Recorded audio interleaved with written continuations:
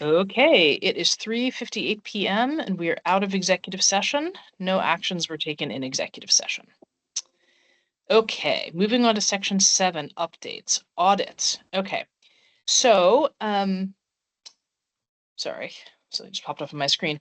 Okay, so where we're sitting now with the audit is I don't remember where we left it off the last time. I think where we left off the last time was we had sent through where we were to Bonnie and we're waiting on feedback from her, and had requested dispensation to do some of the necessary work in QuickBooks rather than doing it in Excel and having to transfer it into QuickBooks, which would take Darlene probably at least twice as long. So we received that dispensation. Darlene did a whole bunch of things, the end result of which is, by the way, cleaning up the balance sheet so that it no longer is a bad starting position for 2024, which means that our 2024 financials will be fine to submit. Unaudited, but fine to submit. And there was a final bit of analysis, which was to take, there was a number of expenses, like for example, the amount that we paid to Vantage Point for detailed design. So for phase 1, we paid them however much we paid them to design all of phase 1, but not all of phase 1 as designed has been built. There's certain areas that were excluded because they're not allowed under the grants and that we don't plan to build for the foreseeable future. So we had to do some work to figure out how to do the pro rata splits of that across distribution areas. So anyway, that's all done. I did that off. I shipped that off to Bonnie, and basically the ball is in her court now. From the last email from 2 days ago, she says yes, this is received, and basically this is looking good, and I need to go through it and be aware I've got other demands on my time and whatnot. But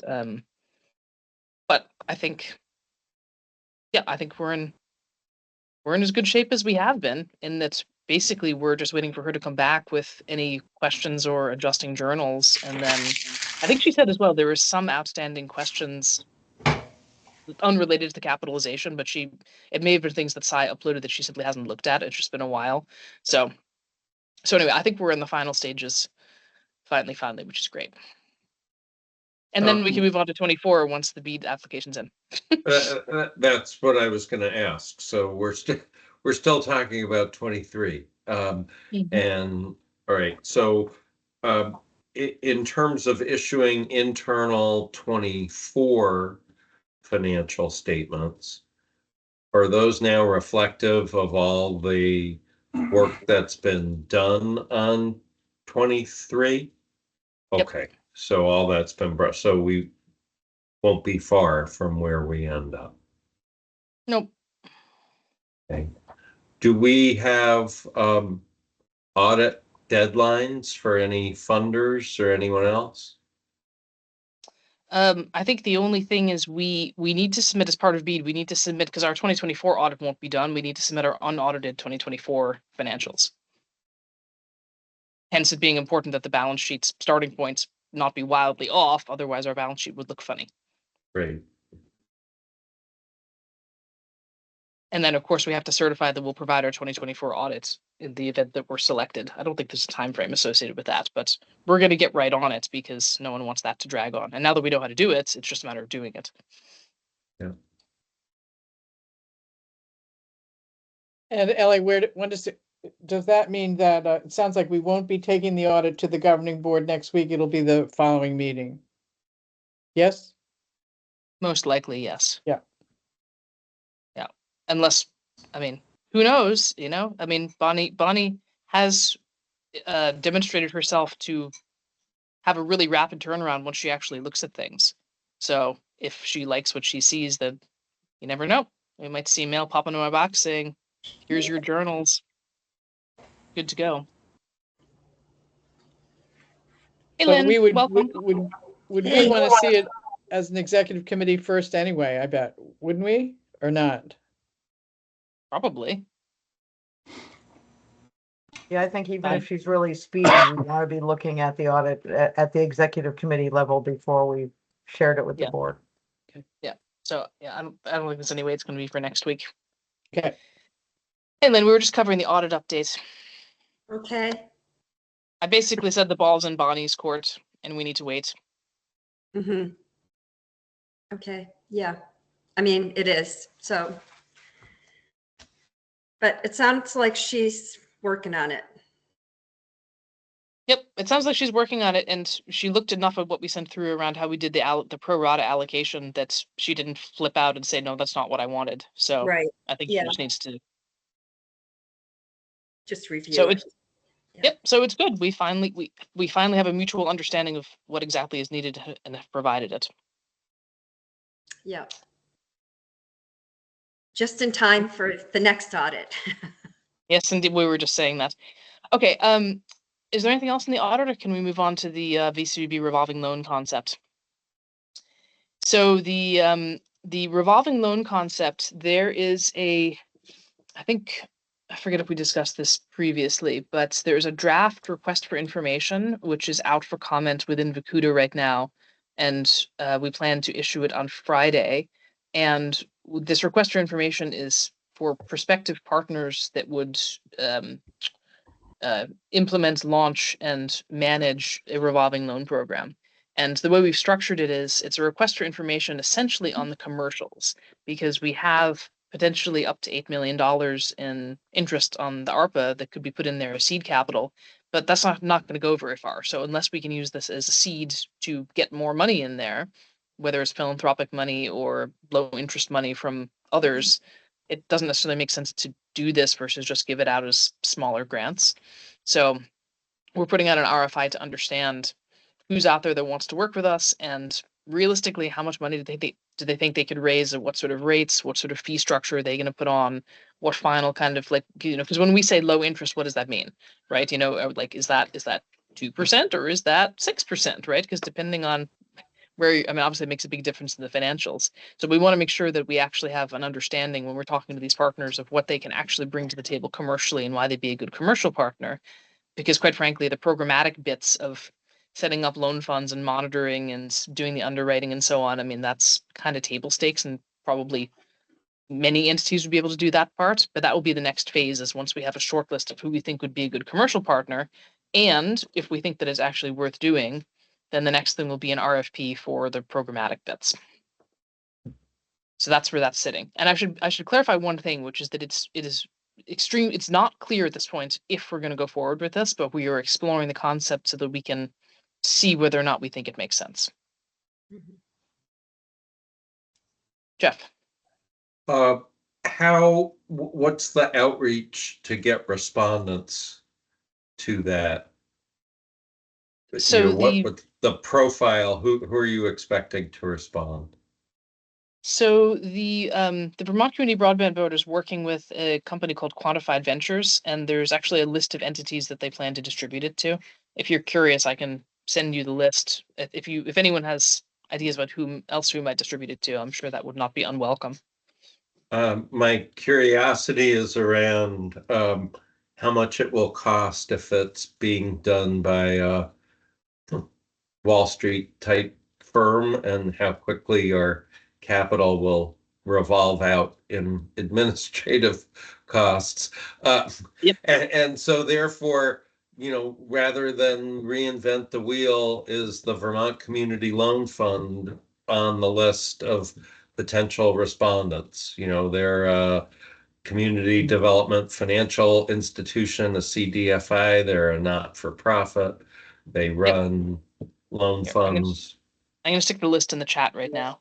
Yeah. But the Vermont Community Foundation is definitely on the list. Jose, do Vermont, you want to say something? Sorry. Vermont Community Loan Fund. Vermont Not, Community Loan. not Yep. the foundation. Loan fund, yeah. Vermont Community Revolving Loan Fund is on there. No, the Vermont Community Loan Fund, I'm sorry, I was on the board, is in Montpelier, and it's a separate entity. Right. But it's on the So list. it is on the Mhm. list. And if Okay. anyone can identify any other organizations do you think we could distribute it to, that should be Connect Humanity, not Connected Humanity.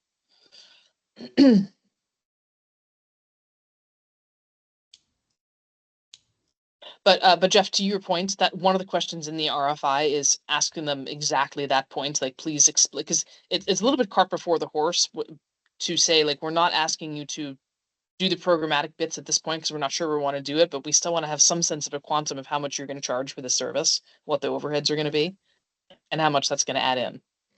And one of the reasons we're doing this way strategically is that we want to make sure that they focus on what's important, which is selling us on how much they can bring to the table, but also so there's a line in the sand around their fee structure. And hopefully knowing that this is not just, not just going to like walk to one entity and say, here it is. Hopefully they'll sharpen their pencil. And we've put things in there as well, just again, explaining that because of the areas where CUDs are building, the business cases are tenuous as it is. And so having a low interest rate literally makes the difference between success and failure. So, we're putting it all out there and also saying this isn't going to happen. This is exploratory towards making it happen. So Mhm. if they're reading between the lines that they have too high of fees, it's going to torpedo it.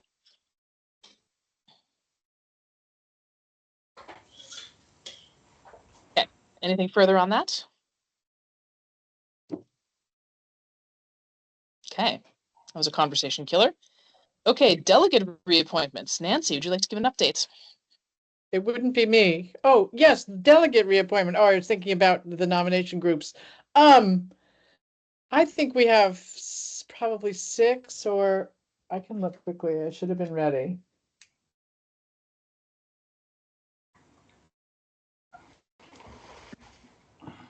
We have, sorry, I'm not ready. Can you give, can we come back to me and I'll be ready in a sec? Sure. Let's go to the parking lot. Well- Is there anything anyone wants to discuss on the parking lot? Prior to that, kind of what Nancy was thinking about in terms of like the nominating committee, I'll give a brief update of what happens there. They met last Wednesday. They are going to, at the governing board, file their report recommending that the governing board reappoint everybody who is currently on the executive committee back onto the executive committee. So just to let you know that that's all smooth and taken care of. And in the current roles, the chair and vice chair. In their current, yes, Yep. in their current roles. And the minutes of that. Sorry, I'm sorry, go ahead. I was going to say the minutes of that are also up on the website. Perfect. Thanks, Go Shannon. up there and look. Yep, thanks, Shannon. Are you ready now, Nancy? I'm so close, I can taste it. There we Parking lot, go. anyone? Nope. Okay. There we go.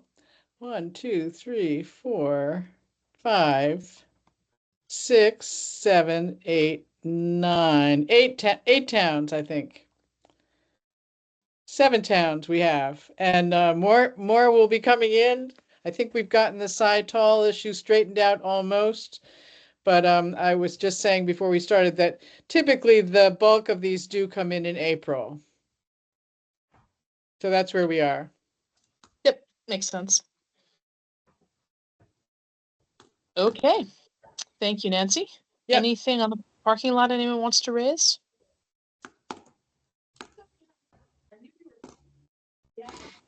Okay.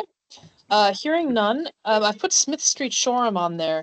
I wanted to raise for everyone's attention. We had a situation with a customer last week. I think it was last week. And they contacted Ruth Hardy and they contacted the Public Service Department saying, I can't get service, please help me. And so I looked up the situation. I actually got back to the customer and said, here's the situation. Their address is it's basically a line extensions by the lake over in Shoreham off of Smith Street. And that entire area has shown since 2021, which is the starting point for our grant, as being served with fiber by GoNetspeed. So I explained the situation to her and I said, according to the information we have, our grant doesn't allow us to build there because you're served with fiber and maybe you can contact them. And then the next morning I got a mail from Hunter Thompson, the Public Service Department. And so I gave him a call and we talked about it. He said, yep, it's the same situation. And I explained it to him. And then a couple hours later, I got a mail from him saying, Cappy called GoNetspeed and there is no fiber service there. And so I said, okay, that is interesting. And so based on that, I wrote a mail to the VCBB, which actually they haven't replied to yet, asking what evidence actually is required in order to be able to demonstrate that there is in fact not fiber service when the PSD data since 2021 has been showing fiber service there, so that we can gather that. Like, for example, is an email from Hunter Thompson enough? Does it need to be on letterhead? Do we need to go out there and check physically in the field? And I also teed up Mission Broadband to say, okay, once we figure this out, I think field inspections for other areas where GoNetspeed claims fiber would be a good idea. Once we figure out what we need you to go out there and look for, I want you to go out there, because I have a map of all the areas where they claim to have fiber. Go out there and check it out, because there's, so this particular one, there's a street just south, or like a long driveway with 3 houses just south, which is, I'm sure, in the same boat. But we need to validate and verify. So I wanted you guys to be aware of this, because it's a thing, it's going to be some additional cost, but I think it also just speaks to the general situation of the challenge of working with provider self-reported data where there is no consequence or penalty to having bad data. So there you go. Just passing that on for your information. I mean, obviously, part of our universal service plan, we have to bring service there. I don't think there's anything required from a governance standpoint. I'm just raising this for your awareness. All of the executive committee should be aware of the fact that Ellie was not happy about this, was quite verbal about it to me. She was very angry about what had been done to us here, but we'll take care of it. It's not, it really didn't do it. We didn't precipitate it. We're just reacting to it, that's all. It's not us so much. I mean, it's costing us more. I mean, I literally just put in some poll applications a few weeks ago for sure. And now we have to pay again because there's a premium for putting in small poll applications. So, but more to the point, this poor customer, she's been trying to run a business. She's got 2 tenants that need internet. They're using satellite right now. It's not sufficient, and we could have served them 2 years ago. So to the degree that I'm upset, I am feeling righteous indignation on behalf of the residents of our district. So there. Good. Since you blew my cover, Steve. So the customer Good. understands. Let's wrap up this meeting. That was great. All right, great. Does the customer understand? Oh, I've been in touch with the customer to explain the situation. I told her it's going to be a couple of months because we need to put in the poll applications, do the make ready, and get the crews out there. And she's like, she's so happy. She's like, I've been trying to get this, since even before Maple Broadband was a thing. And thank you. So she's aware. Okay. Yeah. Okay. All right. Moving on. Do we have any other updates under other? Jose is asking if you were copied on that communication. Nope, but I will loop you in, Jose, because I was going to follow up anyway. Okay. So I'll actually do that now because the next section is 8A Finance Committee. So this is the part now where, according to the Finance Committee charter that we passed at the last governing board meeting, the executive committee needs to recommend the composition of the Finance Committee in order for us to send that through to the governing board for them to approve next week, Tuesday, in the governing board meeting. So that's what this is.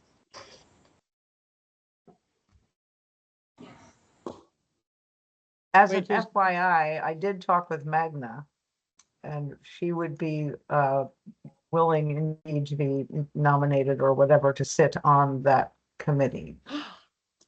Yeah. So, in the for what it's worth category. That's worth a lot. Yeah, that's worth a lot. That would be exciting. And Ellie and Steve, or Ellie, I don't know, Ellie, Steve, maybe Jeff. I did speak with Nick Costin. This is somebody Adam recommended. Yeah, Nick Costin. And he said that he would come to the first meeting. He feels like he doesn't have anything to offer, but he's willing to come to the first meeting and hear what it is we're going to be doing and decide, do I feel like I have anything to offer? I think he probably does have something to offer, which is his perspective based on his professional experience. And he shared that he knew Adam because he'd been the treasurer of, what is it called? Addison County Regional Regional Planning Commission. Yeah. So anyway, so I would say it wasn't enthusiastic, but it wasn't a no. And he travels a lot. And then he asked a funny question. And I said, I have no idea what the answer is, but I don't think it's an issue. He has GoNet speed. Why? Yeah, he just wanted to disclose that. And Yeah. anyway, he said, So does Magna. Yeah, Magda has GoNet speed too. yeah. Yeah, Magna So doesn't there have a you go. choice though. I'm not sure where he lives, but we don't go down Magna's road. He's in Shoreham He's in Shoreham. somewhere. Yeah. Yeah. And then I realized, oh, I have Fidium. Oh my God! Oh my I know. goodness. Well, I mean, what are you going to do when we Like don't you have offer a service? This is not a purity test. Yeah, it was my only choice. But if Maple Broadband comes, I'll be signing up for it. Well, I would volunteer to serve on the finance committee. Mhm. And me too. I think you're forced to, Lynn. I think I you're the think treasurer. you're Yeah, forced to. you're, Yeah. Although the charter doesn't actually require you to be chair, it requires the finance committee to elect a chair. So you might have some wiggle room there. Okay.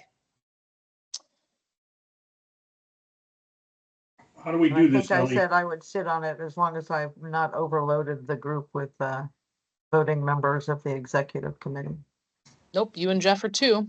So, Let me pull up the charter quickly so I can see how many members we can appoint, or you can appoint rather. I'm not doing any appointing. no more Lynn, than about the member. 7, I think.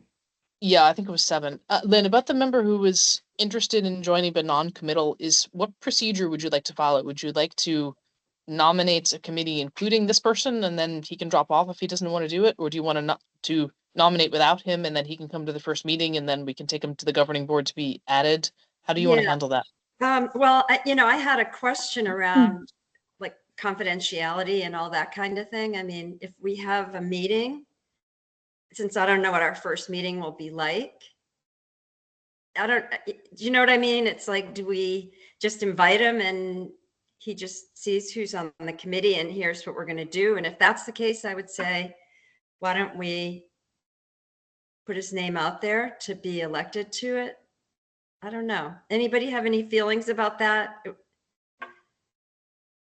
If he's willing to attend, that's as good as volunteering in my book. So I would say, let's try to go with as full a slate as we're likely to have now. Mhm. And it sounds like we would be a committee of at least 5. If we're including, Magna Dodge as well. And you as the treasurer, and it can be up to 7 inclusive of the treasurer. Yeah. Yep. Okay. And then, Yeah. Ellie, are you part of the committee or do you just come to it? I'm ex officio. I think I just closed it. So You is it are. anybody, if you're not if you're not a member of the executive committee, who's ex officio? Me. Only So you? yeah, I don't count. Okay, so then we would have 5. Lynn is ex officio too. No, Lynn Well, is, she's if you're not looking ex what I put in the officio on chat. this committee. Yeah. Yeah. Okay. So it would be Nick, Magna, Jeff, Lynn, and Cy with Ellie as ex officio. Mm-hmm. Yeah. I move we proceed with those names. Second. What about Hang on. Rich Warren? Nope. Right. That's what I just was about to say. What about Rich? Well, he put his name forth as well. So we should include Rich. Yep. Okay, friendly amendment to include Rich Warren. Right. That's acceptable. Yep. Okay, any further discussion? All in favor of recommending that slate to the governing board, raise your hand or say aye. Okay, and that's unanimous. Thank you all. I will put that out as part of the board pack. Next up, Nancy, go ahead. Just in terms of the board pack, in case anyone is not clear about the fact that the new board starts May 1st, right? Or in May, at our May meeting. I hope people realize that whether or not they've been appointed, they should come to the April meeting. Do you know what I'm saying? So Yes. if we just get it out to the usual suspects, they will come. Mhm. Yep, I'm sure they will. I don't think we've had a problem in prior years. And there's only one new person, I think. Mike, Yeah, do you want to invite him too, Ellie? Or I guess we can't really, can we? We certainly can. He's a member of the Oh, it's an public. He open just can't meeting. vote. Yeah, it's an open meeting. He I've just been can't inviting vote. him. Yeah. Everyone that I know is a new delegate. I've been putting on there. I think the new Okay. the new Weybridge delegate, Chris, I invited last month, and he showed up as a member of the public, and he's now Okay. expenses rolled off, and he's now the delegate. Okay, right. Okay. Okay. So delegate participation policy, Shannon. Sure. Let me share my screen. Give me a second here.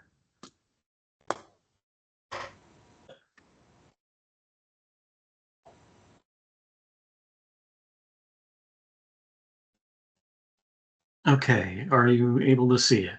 Mhm. Okay, perfect. So this was a draft that I came up with where I basically was borrowing heavily from another CUD. And really the key is, or the key question for us is this particular policy draft deals with, policing how many meetings you're missing, if you, and so I want to get a better sense from the rest of the executive board. How important, how much of that do we want to do?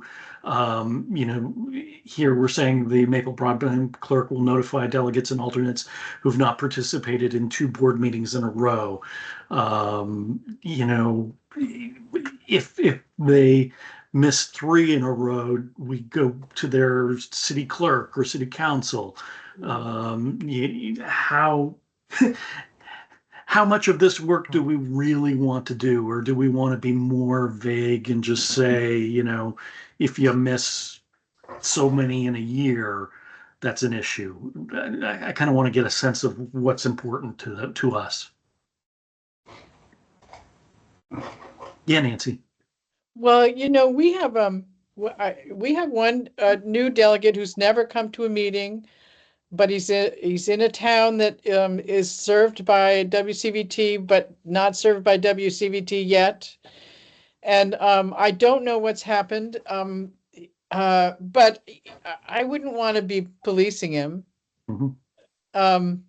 I just think people come when they can and they don't come when they can't. And if we have a matter, if we start to have quorum problems, or if we have a matter that really needs that person's input, we can call them up Okay. and say, gosh, we wanted to ask you about this or that. I mean, that's my feeling on it. I don't think we ought to police attendance. Okay. I'm fine with that, by the way. I just, Right. was trying to find something to scaffold off of, and was just kind of like, I'm not sure we want to go this far. What we say, in the letter that goes out, looking each year for new appointments for re-upping people or getting new appointments, the letter says that we expect people to attend 11 meetings a year. Okay. That's good to know. And I can frame it off of that. The other part that I want to go into is Steve drew this part up, which is more aspirational and not necessarily, participatory in that, you show up to so many meetings, but just kind of, covering commitment, integrity, confidentiality, passion, curiosity, blah, blah, blah. I, with the backdrop of the other piece that I had, which was really, quantifying how many meetings you attend, it was hard to work these in. But if we're going to get away from policing the meetings and get into expectations, then that becomes a little bit easier to weave these into that policy. And I know we're trying to be concise tonight. So what I will do is offline, knowing that everybody generally feels, yeah, we don't want to, chase down who's not attending meetings. I will rework all of this and get it back out to everybody. I hope by the next time we meet. As a draft, you mean? As a draft, yes. Okay. If that's acceptable to everybody. Okay. Thanks, Shannon. Absolutely. Okay, thanks, Shannon. All right, so next item on the agenda is other business. Does anyone have any other business to raise?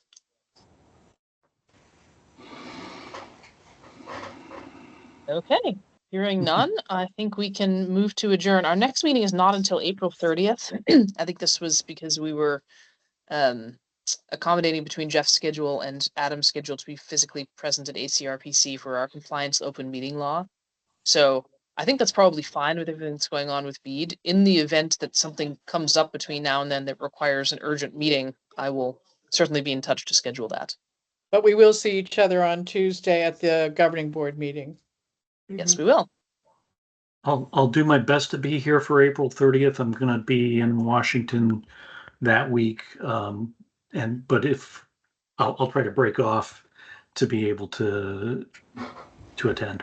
Oh, you're going down to straighten things out, Shannon. That's just I the know. best news. Great. No. Ellie, Yeah, Yes, Jose. I'm sorry, could I ask you to forward the address of that one person, just as if somebody asks, if there's an address associated?